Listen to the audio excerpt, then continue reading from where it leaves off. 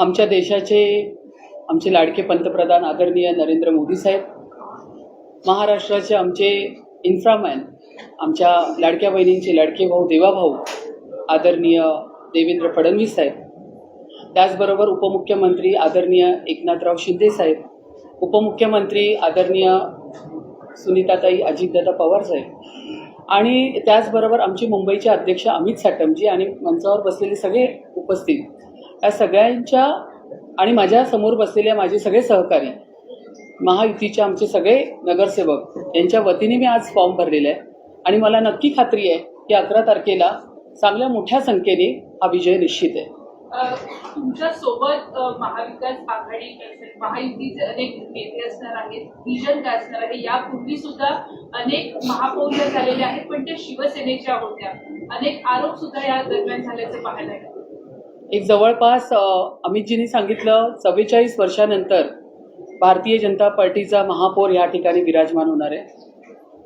100% लोकांनी पूर्ण विरोध करून, जसं अमितजींनी सांगितलं 3ही पक्ष एकत्र आले होते, तरी सुद्धा एक 50च्या वरही त्यांचे नगरसेवक जिंकून नाही आले. हाच कौल मुंबईकरांनी दाखवून दिलेला आहे आणि हा संपूर्ण कौल आम्हाला दिलेला आहे, महायुतीला दिलेला आहे. भारतीय जनता पक्षाचे आणि महायुतीचे प्रत्येक नगरसेवक काम करत होते, मेहनत करत होते. कोविड काळामध्ये जर कोण दिसत होतं तर फक्त भारतीय जनता पक्षाचे नगरसेवक, महायुतीचे नगरसेवक दिसत होते. म्हणूनच या ठिकाणी मोठ्या संख्येने महायुतीचे नगरसेवक आलेले आहेत आणि 100% जो 25 वर्षाचा यांचा भ्रष्टाचाराचा जो कारभार होता तो आम्ही संपूर्ण या ठिकाणी उखाडून काढणार. किशोरी पेडणेकर यांनी तुम्हाला शुभेच्छा दिलेल्या आहेत. प्रमुख विरोधक म्हणून तुम्हाला सभागृहात पाहायला मिळू शकतो. अजून अर्ज भरला नाहीये, त्याच्या आधीच तुम्हाला शुभेच्छा. नाही, मी त्यांचे आभार मानते. त्यांनी मला शुभेच्छा दिल्या. आपलं जे सभागृह असतं ते फार पारंपरिक आणि त्याची गरिमा आहे. त्या सभागृहामध्ये आम्ही सगळे नगरसेवक त्या ठिकाणी मुंबईचे ट्रस्टी म्हणून बसतो. मुंबईच्या हिताचा, सुरक्षिततेचा सगळा विचार त्या ठिकाणी केला जातो. माझी अशी इच्छा आहे की सभागृह चालत असताना पक्ष विरोध बाजूला ठेवून मुंबईकरांच्या सेवेसाठी आणि त्यांची पूर्ण सेवा करण्यासाठी सगळ्यांनी या ठिकाणी आपल्याला सहकार्य केलं पाहिजे. शिवसेनेच्या रणरागिणी असणारे, अर्थात महिला राज असणारे महापालिकेवर, त्याच्यामुळे दोन्ही बाजूंच्या रणरागिणी भिडणार, तर तुम्ही तुमची रणनीती कशी तयार करणार? शिवसेनेच्या रणरागिणी आमच्या तो गट आहे. शिवसेनेच्या रणरागिणी आमच्या बरोबर आहे. आमच्याबरोबर तर बरंच झालं तुमच्या शिवसेना युती आहे ना माझ्याबरोबर. शिवसेनेच्या सगळ्या रणरागिणी आणि आमच्या भाजपच्या सगळ्या रणरागिणी आम्ही एकत्रच सभागृहामध्ये चांगला सभागृह चालवणार. मुंबईच्या हिताचे सगळे प्रश्न त्या ठिकाणी घेणार. तर ताई, पहिला मान जो आहे तो महिला महापौर म्हणून तुम्हाला मिळालेला आहे भाजपच्या. काय भावना आहेत मनात? असं होतं का तुमच्या की मी महापौर बनेल? हा मातृशक्तीला विजय मिळालेला आहे. या ठिकाणी आलेल्या माझ्या सगळ्याच नगरसेविका जिंकून आलेल्या, मी मगाशीही सांगितल्या, सगळ्याच रणरागिणी आहेत. रणांगण जिंकून या ठिकाणी आलेले आहेत. तर त्यामुळे मातृशक्तीचा हा विजय आहे. रिझर्वेशन जे आहे ते सर्वसाधारण महिला झालेले आहे, त्यामुळे अर्थात त्या ठिकाणी महिलाच महापौर बसणार होते. आणि तुम्ही सांगितलं की पहिल्यापासून असं भारतीय जनता पक्ष हा एक शिस्तबद्ध पक्ष आहे. त्या ठिकाणी पहिलंच काही सांगितलं जात नाही. पक्षाचे वरिष्ठ जे निर्णय घेतात त्याच वेळी आम्हाला तो निर्णय कळतो. मुंबई महापालिकेवरती नाले सफाई असतील, मिठी नदी साफ असेल आणि कचरा साफ केला जाते, या संदर्भात पारदर्शकता येईल. हा 25 वर्षाचा सगळा कचरा आहे, हाच सगळा काढण्याचं काम करण्यासाठी आम्ही सगळेजण तिथे जाणार आहोत आणि सभागृहामध्ये हा सगळा आम्ही कचरा काढून फेकून देणार आहोत. आणि मुंबई महापालिकेचे जे रुग्णालय त्याची दयनीय अवस्था आहे, औषधाची तुटवडा आहे, ह्या सगळ्याच विषयावरती, कारण कसं आहे मुंबई महानगरपालिकेमध्ये सगळे जे माझे सहकारी आहेत त्या सगळ्यांचे सजेशन्स येणार, ठरावाच्या सूचना येणार, त्या पद्धतीने सगळे विषय हाताळले जाणार. पण प्रश्नच नाही, मुंबई महानगरपालिकेमध्ये मुंबईमध्ये एक वेगळा बदल तुम्हाला आता ह्यावेळी दिसणार. रितु जी, पूरे एशिया में मुंबई का एक अलग महत्व है. सबसे बड़ी महानगर पालिका कहते हैं. बजट 70,000 करोड़ है. एक स्टेट का जो बजट होता है उससे भी बड़ा है.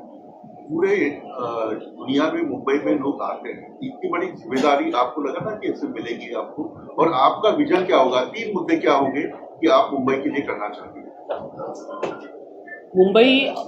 मुंबई महानगर पालिका सबसे बड़ी महानगर पालिका है और यहाँ पे महापौर पद मिलना और यहाँ पे बैठना ये बहुत ही गर्व की बात है. लेकिन मैं अभी भी आपको बोलती हूँ कि महापौर नहीं, हम सेवक करके काम करेंगे वहाँ पे.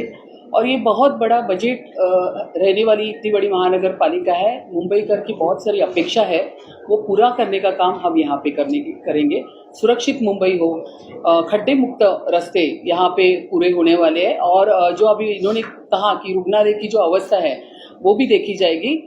मेरा काम ज़्यादा से ज़्यादा जितना हो सके उतना विजिट करके मैं पूरी मुंबई में वो काम करती रहूँ। पानी का बहुत बड़ा समस्या है, आप देखेंगे ये सब विषय अभी एक-एक करके। पब्लिक ट्रांसपोर्ट है, तो मैंने पूछा कि 3 मुद्दे ऐसे क्या रहेंगे जो आपके प्रायोरिटी पे प्रायोरिटी है। मुंबई में ट्रैफिक की बहुत समस्या है, फुटपाथ पे सीनियर सिटीजन को चलने के लिए जगह नहीं है, तो ये मेरे प्रायोरिटी के मुद्दे रहेंगे।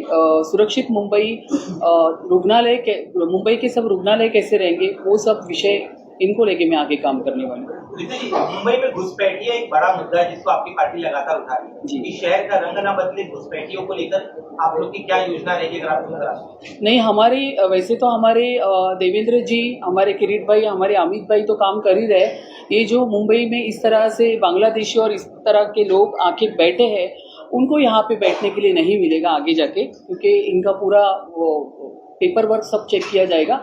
जो भी बांग्लादेशी रोहिंगे उनको यहाँ पे बैठने हम नहीं देंगे बिल्कुल, और मुंबई का रंग जो है वो भगवा ही रहेगा।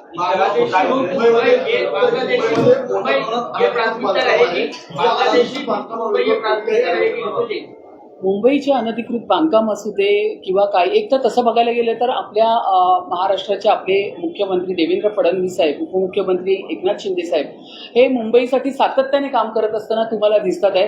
2014 नंतर ज्या पद्धतीने मुंबईचा रंग बदलत गेलेला आहे तो तुम्ही सर्वांनी पाहिलेला आहे।